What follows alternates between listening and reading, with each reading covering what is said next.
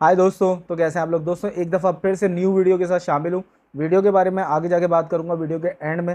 तो जल्दी से वीडियो को प्ले करते हैं और देखते हैं इस वीडियो में क्या है। भारत को वीटो नहीं या यूएन में भारत नहीं। या तो भारत को वीटो मिलेगा, वीटो पावर मिलेगी, या भारत यूनाइटेड नेशंस ही छोड़ देगा। भारत का यह बयान सुनकर यूनाइटेड नेशंस में खलबली मच गई है। 70 साल से वीटो का इंतजार कर रहे भारत का सब्र जवाब दे चुका है और अब वो पूरी तरह से आर पार के मूड में है। प्रधानमंत्री ने साफ कर दिया है कि अब वो यूनाइटेड नेशंस में उसके खिलाफ चल रही साजिशों को बर्दाश्त नहीं करेगा।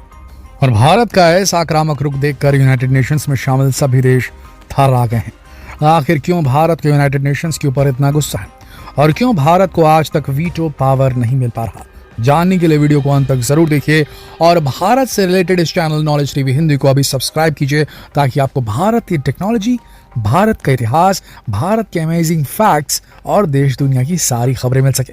भारत के पास इस समय 90 से अधिक देशों का समर्थन है और 122 में से 113 देश उसे समर्थन देने की बात कह चुके हैं। इसके बावजूद भी भारत को आज तक वीटो पावर नहीं मिल पा रहा, लेकिन इस बार भारत ने यूनाइटेड नेशंस को लेकर एक बड़ा बयान दे दिया है, जिसके बाद यूनाइटेड नेशंस में अफरा तफरी का माहौल है और भारत के इस बयान के बाद यूनाइटेड नेशन रिफॉर्म खटाई में पड़ गया है। असल में भारत को उसके पीठ पीछे चल रही साजिश का पता चल गया है। इस साजिश के पीछे कोई और नहीं, हमारा पड़ोसी देश चीन है, जिसने एक बार फिर वीटो पावर के लिए भारत की राह मुश्किल कर दी है। जब भारत को यह बात पता चली तो उसने यूनाइटेड नेशन को अच्छी तरह से लाताड़ दिया। यहाँ तक कि भारत का रुख देखकर इस बार यूनाइटेड नेशंस भी घबरा गया है, क्योंकि भारत का कहना है कि या तो उसे वीटो पावर मिलनी चाहिए या वो यूनाइटेड नेशन छोड़ देगा। यानी कि भारत ने एक तरह से यूनाइटेड नेशन को धमकी दे दी है और वो पूरी तरह से आर या पार के मूड में है। आगे बढ़ने से पहले ये समझ लीजिए कि आखिर ये वीटो है क्या, जिसे हासिल करने के लिए भारत ने यूनाइटेड नेशन तक को धमकी दे दी है। वीटो का मतलब है मैं इसके पक्ष में नहीं हूं या मैं इसका निषेध करता हूं। यूनाइटेड नेशंस सुरक्षा परिषद के 5 सदस्यों को वीटो की शक्ति प्रदान की गई है। चीन, फ्रांस, रूस, यूनाइटेड किंगडम और संयुक्त राज्य अमेरिका यूनाइटेड नेशंस के 5 स्थायी सदस्य हैं जो वीटो का इस्तेमाल किसी भी प्रस्ताव को पारित करने के लिए करते हैं। हालांकि अगर 5 में से कोई एक उस समय मौजूद ना हो तो इससे प्रस्ताव पर कोई फर्क नहीं पड़ता। अगर सुरक्षा परिषद में कोई प्रस्ताव आता है और अगर कोई एक स्थायी सदस्य देश इससे सहमत नहीं है तो यह प्रस्ताव पास नहीं होगा या अमल में नहीं आएगा।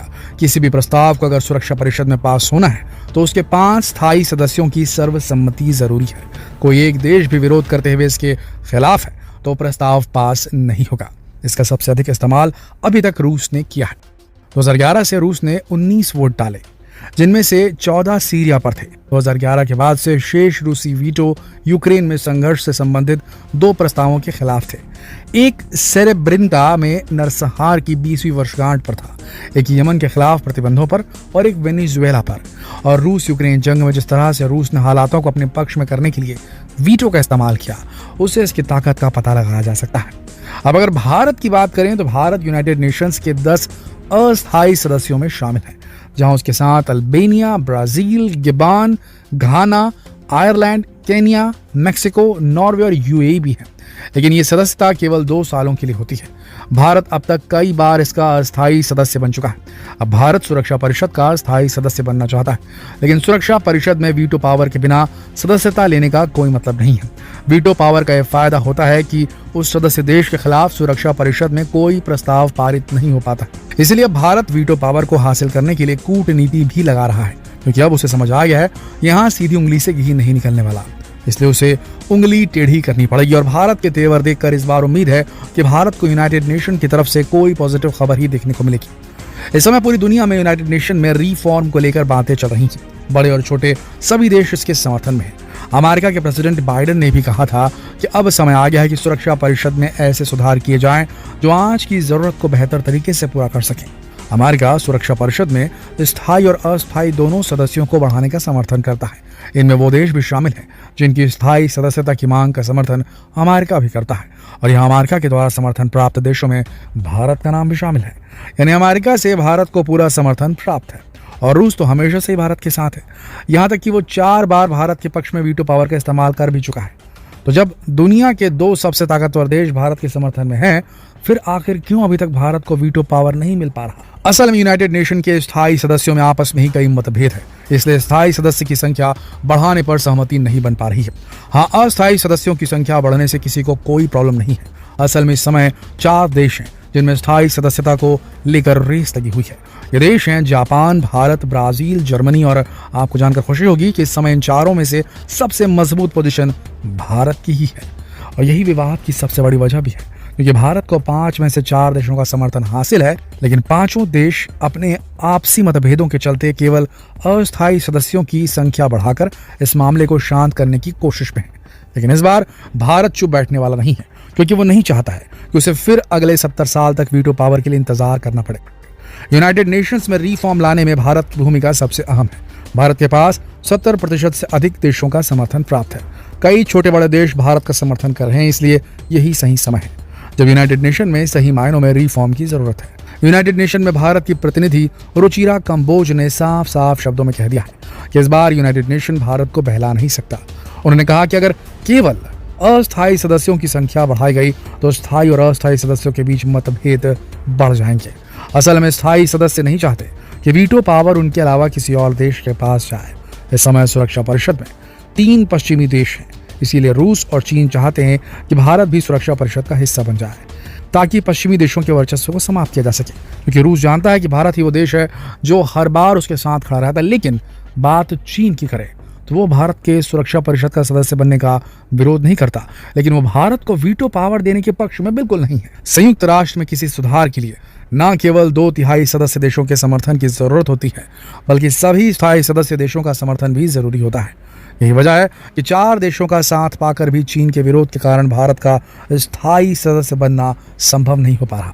दोस्तों, अब देखना होगा कि यूनाइटेड नेशन भारत की इस मांग को लेकर क्या रुख अपनाता है और क्या भारत को स्थायी सदस्यता मिल पाएगी या हमें अभी और इंतजार करना पड़ेगा। तो दोस्तों, ये है पूरी स्थिति यूनाइटेड नेशंस में भारत को लेकर के, और इस सिचुएशन का सोल्यूशन अब क्या निकलेगा। क्या भारत यूनाइटेड नेशन छोड़ देगा या भारत को वीटो पावर मिल जाएगी? इस समय इस परिस्थिति में ऐसा बिल्कुल नहीं लग रहा कि भारत बिना वीटो पावर के, बिना मुख्य सदस्य बने यूनाइटेड नेशन में रह पाएगा। किसी भी प्रकार का समझौता वो एक्सेप्ट करेगा, ऐसा लग तो नहीं रहा। आपको क्या लगता है, क्या करना चाहिए भारत को? अगर भारत को मुख्य सदस्य नहीं बना जाता, अगर भारत को सुरक्षा परिषद का सदस्य नहीं बना जाता, तो क्या भारत को यूनाइटेड नेशंस में रहना चाहिए? क्या यूएन भारत को फिर डिजर्व करता है? यस और नो, हाँ या नहीं, नीचे कमेंट सेक्शन में जरूर लिखें। और जितना हो सके इस वीडियो को शेयर करें फेसबुक पर, व्हाट्सएप पर, यूट्यूब पर। अरे भाई, भारतवासियों को देश दुनिया में क्या हो रहा है ये पता होना चाहिए कि नहीं होना चाहिए? तो कीजिए शेयर। कल फिर मिलते हैं एक और रोचक खबर के साथ। तब तक के लिए आप सबका इस वीडियो के अंत तक बने रहने के लिए दिल से धन्यवाद।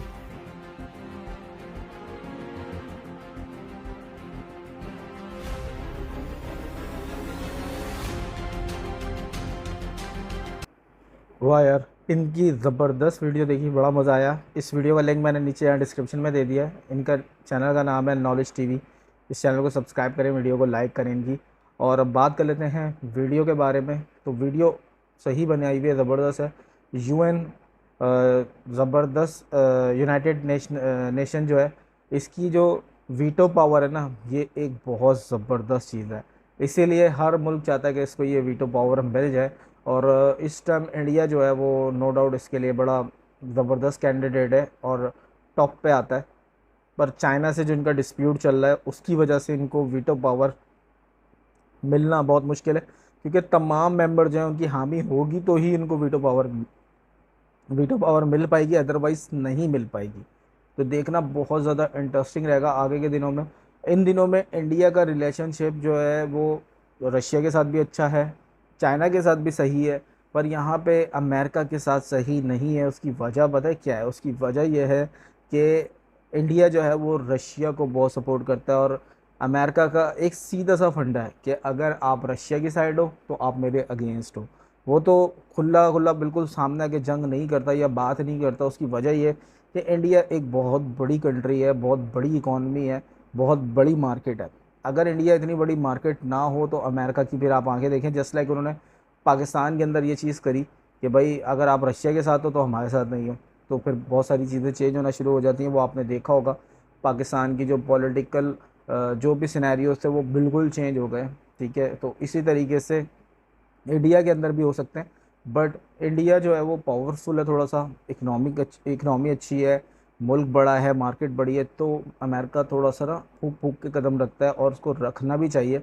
इंडिया जैसे मुल्क से तो भाई पंगा नहीं लेना चाहिए ना, सीधी बात है। आजकल दुनिया के अंदर जिसकी इकोनॉमी अच्छी है वो टॉप पे है, चाहे वो अमेरिका हो, चाहे वो चाइना हो, चाहे वो कोई भी ऐसा मुल्क हो जो कि तरक्की की राह पे जा रहा है, या आपको चेक करना है कि वो तरक्की की राह पे है या नहीं है, तो उसके लिए इकोनॉमी देखी जाती है। और इस टाइम इंडिया जो है वो बहुत शानदार चल रहा है। मोदी जी ने जितने भी काम किए हैं अपने मुल्क के लिए, मैं एज अ उनको प्राइम मिनिस्टर तो नहीं जानता क्योंकि मैं पाकिस्तानी हूँ, वो इंडियन प्राइम मिनिस्टर हैं, और वहाँ पे उनकी किस तरह की पॉलिसीज़ हैं, किस तरीके से वो वर्किंग करते हैं, हमें तो वही प्रोस्पेक्टिव दिखाया जाता है जो कि मीडिया चैनल्स पे दिखता है या बुक्स वगैरह में या आर्टिकल्स वगैरह में आता है। सही मानों में तो उनके मुल्क के लोग बता सकते हैं। कभी आने वाले वक्त में मेरा प्लान है कि मैं कांटेक्ट करूंगा इंडियन यूट्यूबर्स को, उनको लेकर आऊँगा अपने साथ चैनल पे, और उनसे इन चीज़ों के बारे में डिस्कस करेंगे, थोड़ा सा पूछेंगे उधर का क्या सीन चल रहा है, कैसा है, कैसी पॉलिसीज़ हैं, तो वो कुछ बताएंगे। फ़िलहाल तो इंडिया के लिए मोदी साहब की पॉलिसीज़ जो हैं वो बहुत ही शानदार है। इंडिया हर तरह से तरक्की पे जा रहा है, तो नो डाउट वो पॉलिसियाँ अच्छी वर्किंग कर रही हैं, जब ही जा रहा है। तो दोस्तों, कैसी लगी आप लोगों को ये वीडियो, मुझे कमेंट करके बताइएगा। मेरे चैनल को लाइक कर दें और सब्सक्राइब कर दें। मिलते हैं अगले किसी वीडियो में, तब तक के लिए बाय बाय।